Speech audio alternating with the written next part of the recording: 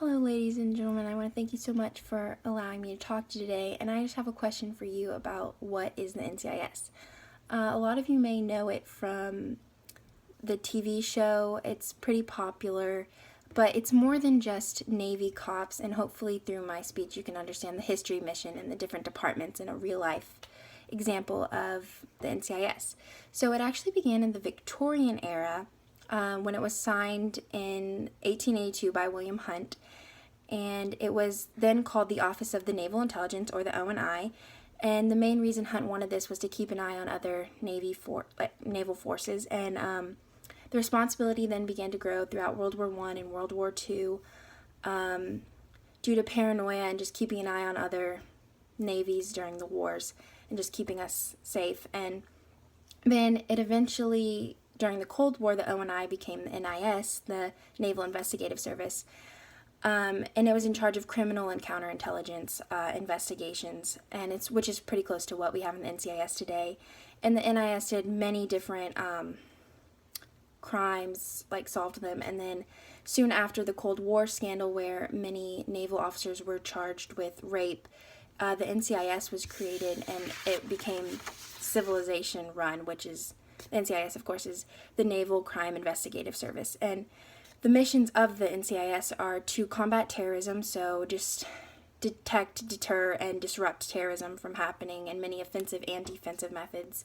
Counterintelligence, to guard our nation's information and keep it from anyone else. And cyber means is another mission, and it's pretty much like where we just advance our technology to find criminals, hackers, terrorists, and then felony investigation, where if people in the Navy commit crimes, we investigate them and we get those solved. Different departments, one is the cyber specialist, who their main job is using technology to help with counterintelligence crimes and terrorism. And then there's the intelligence specialists, who are pretty much analysis, who look through different information and data to find threats. And then special agents, which are pretty much just cops who solve Navy crimes, whether it be robbery, rape, murder, and things like that. And they go through extensive training for this one.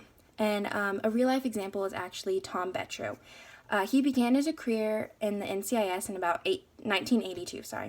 And one time he was even kidnapped in Pakistan while he was in the middle of a drug operation, and he was undercover, but he escaped safely. And then another time he was actually in Australia, and his plane almost took a steep nosedive, and he almost died, but he has loved his job in the NCIS, and although it has been very difficult, and it's not an easy job, it is very, very valuable job, and it is very useful in keeping our Navy intact, and not only keeping the Navy working and running well, it also helps our country and keeps us safe, because if the Navy is doing well, then the Navy can directly protect us. So the NCIS, I hope you can see that it's very useful, and it's good to know what they are doing, because what they are doing does actually help the United States as a whole.